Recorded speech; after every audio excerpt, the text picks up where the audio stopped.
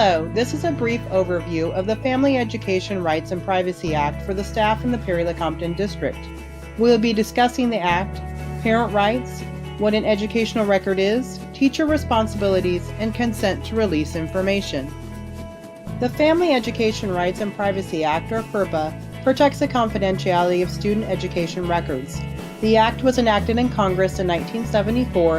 An amendment happened in 1994, which did not prohibit schools from maintaining records related to disciplinary action. Parents have rights under FERPA, which include 1. The right to prevent disclosure from an education record without consent, 2. The right to access and review the education record, and 3. The right to request correction if the record is viewed as incorrect. The parental rights shift to the student at age 18. Since FERPA concerns a student's education record, what is examples of information contained in a student education record? Examples are student grades, immunization and health records, disciplinary records, student progress reports, and attendance.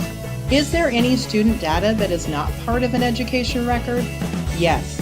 Here are examples of information not considered to be part of an education record: directory information, private teacher or counselor records, alumni records, and grades on peer-graded papers. As a teacher, you may be thinking, why do I need to know about FERPA? As a teacher, you have responsibilities to protect student information.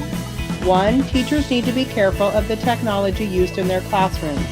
They need to make sure websites do not require personal information from students unless it has been approved by the district.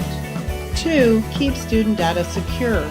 Store information in the district's student management system.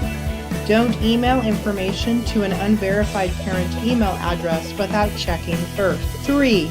Teachers need to respond to access requests from parents to view student education records by referring them to the building administrator. And 4. Watch your conversations about students and don't discuss with others unless the person has a legitimate educational goal. FERPA does allow some protections for educators in regards to sharing student information. Education information can be shared if both parties have legitimate interest and communication is reasonable to achieve a goal. These protections are known as privilege and good faith. Student data can also be shared when a parent has agreed to release the information. Consent to release information must be in written format and be signed and dated by the parent. Unless the student is 18, then they could sign for themselves. I hope this presentation has shed some light on FERPA and what educators need to know. Here are additional resources to go to learn more in depth about the Family Education Rights and Privacy Act.